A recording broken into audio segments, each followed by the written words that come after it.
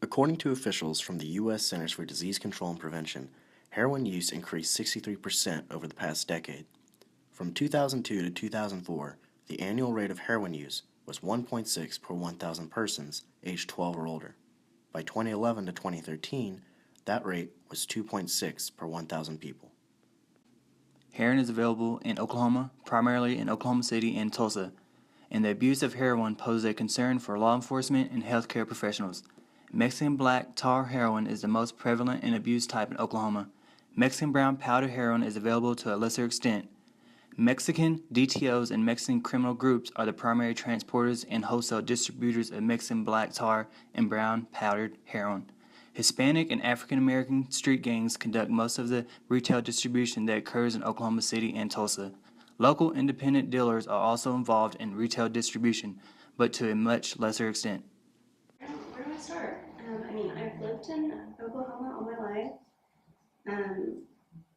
Raised in Edmond. I'm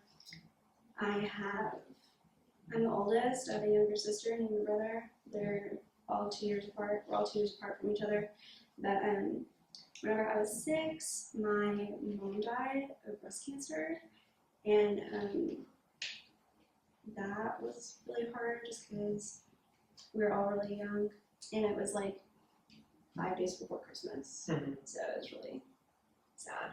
But I feel like that kind of like became one of the things that I had trouble dealing with, that kind of like led to a lot of other things later on, just because since I was so young, I felt like I had a lot of unresolved grief, and just also feeling like cheated at like that experience, like having like 2 parents and all that.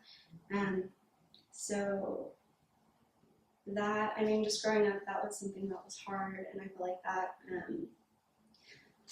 just like led to a lot of other things, like dealing with like depression and anxiety, like self-harming whenever I was like in middle school, and then eventually experimenting with alcohol and drugs, and trying basically like everything, but eventually getting addicted to opiates, doing oxycodone, and then moving on to heroin. And that I've been dealing with that for like the last 5 or 6 years, just kind of like ongoing. But So when you were a child and that happened, did you seek therapy or anything like that during that time in your life? Or did you have any type of out or anything like that? No. Like my dad never really like took us to see anyone, or like ask how we were. And I think I had a harder time dealing with it just because I was older and had more memories compared to my sister and brother who were 4 and like 2 or 3. So since I didn't really like deal with that properly, and kind of, it's kind of like, it's a hard thing to go through when you're so young, because it's not like you really like fully understand it, you know what I mean? Yeah. And so, later on, just, growing up, it affected areas in my life, The effects on the body from continued use of this drug are very destructive. Frequent injections can cause collapsed veins and can lead to infections of the blood vessels and heart valves. Tuberculosis can result from the general poor condition of the body. Arthritis is another long-term result of heroin addiction. The addictive style, where heroin users often share their needles, leads to AIDS and other contagious infections. It is estimated that of the 35,000 new hepatitis C2 or liver disease infections each year in the United States, over 70% are from drug users who use needles. Led to you like wanting to use, or you know what I mean? Like what? Like tell me of a day or something like that. Tell me of a day. Like kind of like how I actually started using. Yeah, let's do that. Yeah. Well, whenever I was probably around 20, I was hanging out with my ex-boyfriend, and he was already doing opiates, snorting Opanas and Oxy, and I tried it, and after that, I mean, it was kind of like every now and then whenever I would hang out with him and some other people, if it was around, I'd do it, but it wasn't like, I wasn't buying it or seeking it out on my own at that point. It was just kind of like, if it was around, I would do it, but I mean, it was just kind of casual, I guess. Yeah. But Okay. so then we were snorting them, but then eventually we started doing more often and started smoking the pills with foil. And pills, I mean, they're kind of hard to get. I mean, at least now they are, because not everyone has a prescription for really high dose opiates. You know what I mean? I mean, people who have like cancer or like really bad pain, basically, and they can sell them for a lot of money. They used to be like $15 to $20 per pill, but then people started charging like $45 per pill, and it got more expensive and harder to obtain, and heroin was cheaper.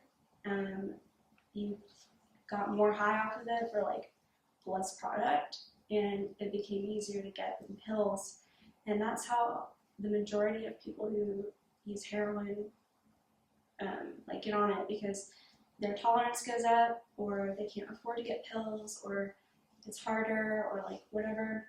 And heroin is just kind of everywhere now, like nationwide too. So it was basically just more bang for your buck, essentially. And so, I mean, and whenever you start using opiates, eventually you're going to get physically addicted as well, and need it to not be dope sick and feel really terrible. Which leads you to just always be thinking about and trying to get your next fix, like chasing that high, because most people don't want to quit, or it's really hard to quit because you don't want to go through withdrawals, because it's not fun at all, and people just keep using just to avoid that, essentially. And that's what happened with me, and all the people who I was using with, and it got even worse, because at first we would just smoke heroin off foil, and we would always talk about how we were never going to use needles. Like, I was never going to start IVing. That just wouldn't happen to me. Like, that's, too hardcore, like going too far. But of course, after a couple years, that's what I started doing. Because you got higher than smoking it, just like using a needle. And that's also when it gets even harder to quit, because your body just depends on it more and more. Opiates, mainly heroin, were involved in 4 of every 5 drug-related deaths in Europe, according to a 2008 report from the European Monitoring Center of Drugs and Drug Addiction. At what point did you decide that you needed to stop or seek treatment, or was there a point that you hit rock bottom or something like that? Well, it kind of wasn't. It wasn't at first even a decision, because it was something that happened that was out of my control. At like 5 a.m. one morning, me and my boyfriend are driving from the south side towards Edmond on the highway, and I don't think he had slept for a couple days, and I was laying down in the back seat trying to sleep, and I wasn't wearing a seatbelt, and he fell asleep at the wheel and hit a light post on the highway, and we flipped around a few times to where we landed in a ditch, like off the side of I-35. So then, I mean, that was really scary, because I didn't even really know what happened, but luckily there was a lady who was standing up on the road, calling an ambulance for us, which I guess saved our lives because I ended up fracturing my spine, my arm, like my shoulder from here, and my right leg. And then my boyfriend shattered his spleen. So I was in the hospital for 3 weeks in ICU. I had to have 2 surgeries. I came really close to being paralyzed. I had to learn how to walk again. I had to wear a back brace for like 4 months. I had to do physical therapy. So basically, being in the hospital, being stuck there. Also, I didn't have a phone at the time. Literally not being able to physically get up and do anything. I mean, even if I wanted to use, it's not like I could. I mean, I also didn't have any money, but that was, out of my control. And that was also the most painful thing I've ever experienced, which I was on painkillers, obviously, while I was in the hospital. And I told them that I had, a history with opiate addiction, so that they would be sure to, give me a correct dosage, and also so that I wasn't going to be withdrawing while I was, in the hospital. But after that, I got out of the hospital, and since I couldn't take care of myself for a while and hardly walk on my own, my dad sent me to live with my grandma for about 6 weeks over the summer, because partially he didn't want me to start using again and start hanging out with the same people, since I had already been sober for over a month, which that had been the longest I've been sober in like forever. Like I never actually tried to get sober really, except for those 2 weeks that I went to rehab.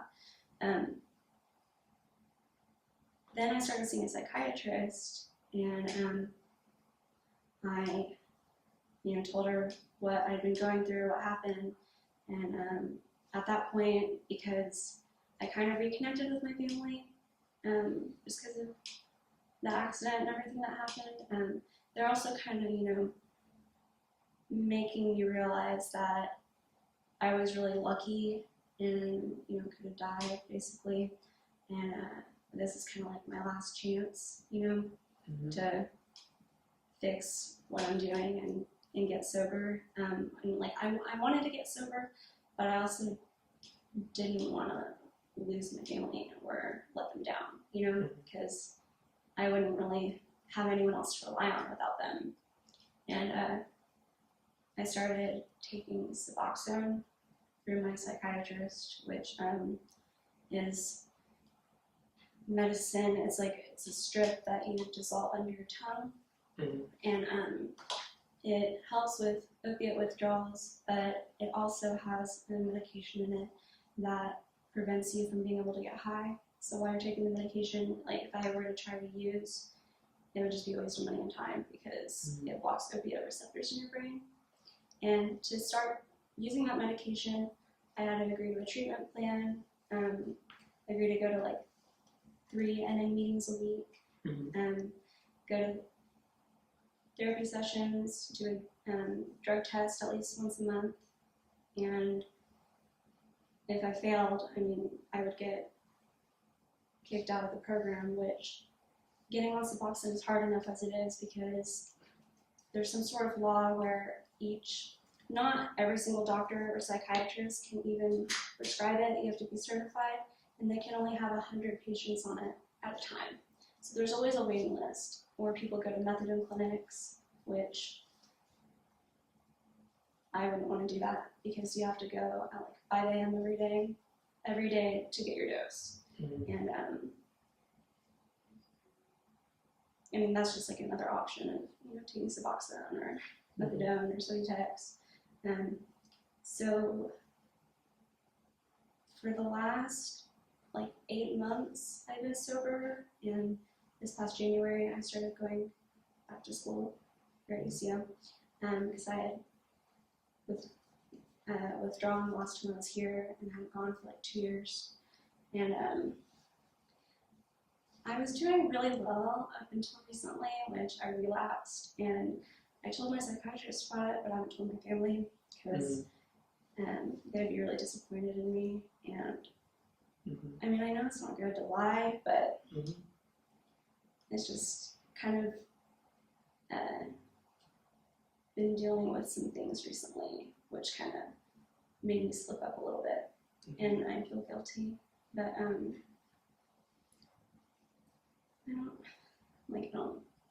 know where to. No, you're doing good. Keep going. You can keep going. Honestly, you're doing fine. I'm like, where do I go from here? So I mean, I'm trying to get my life, back to normal, and going back to school. I mean, I still need to eventually get a job. Right now, my car is broken, so I don't have a car, and I haven't really even had much of a social life because I'm living with my dad again, and he kind of, doesn't want me to associate with a lot of the same people, obviously, people who I would use with, and it kind of sucks because I've gotten out of touch with my old friends who, were sober and started only, hanging out with and talking to people who do drugs. And if you can't see them or talk to them, it kind of sucks because you just feel a little isolated. And like, how do you get your friendships and relationships and social life back to the way it was, but also having a social life that doesn't revolve around using, which it's really hard. Yeah. So are you working with your psychiatrist still, or no? I am. Okay. Yeah. The only thing is, at the end of February, I lost my health insurance because I was on my dad's insurance plan, but I turned 26, so I'm too old to be on it. So now I have to deal with getting my own insurance plan and hopefully still being able to go see my same doctor and keep medications that I'm on, which without insurance, they're really expensive.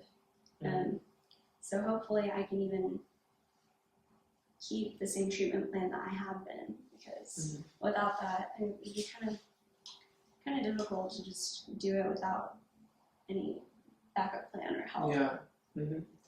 How do you feel about programs like NA and things like that?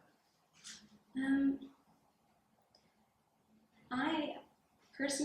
not really a big fan of NA or AA, mostly just because I don't know. I feel awkward when I go to meetings, just because I always feel like I'm the new person, and everybody has been going there for a long time and knows each other, and so it's always just kind of weird being the only person there who, is new and everybody's looking at.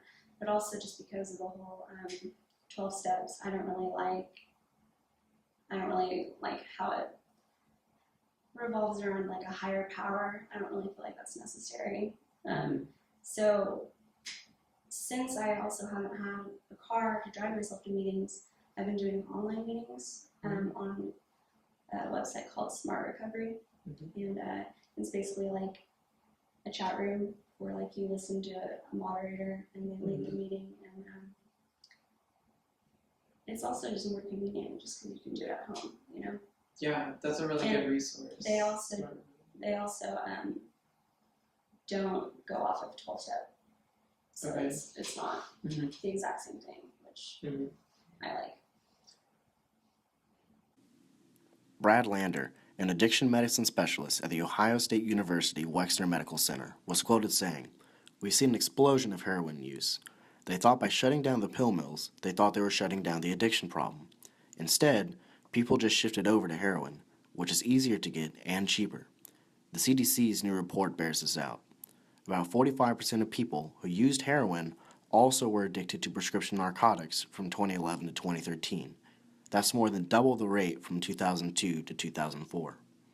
Would you say that through your experience, did you see more men or more women, in this, struggling with this?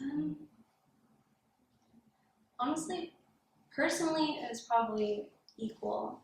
It it was a lot of men and women. A lot of the time, though, it was couples who were using, which that's what I was doing with the person I was dating with at the time. And a lot of people who I knew who used or who sold, they were dating, and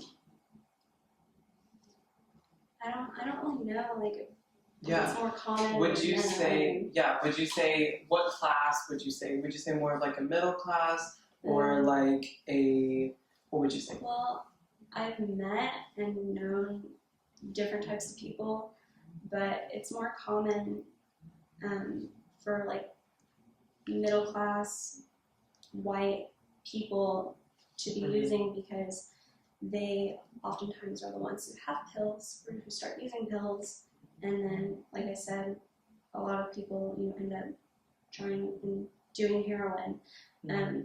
It used to be, I guess you would think of it as more like poor people doing it, but it's really like everyone now. And that's why it's a really big problem, just because it affects all different types of people. And you wouldn't really think that, but yeah.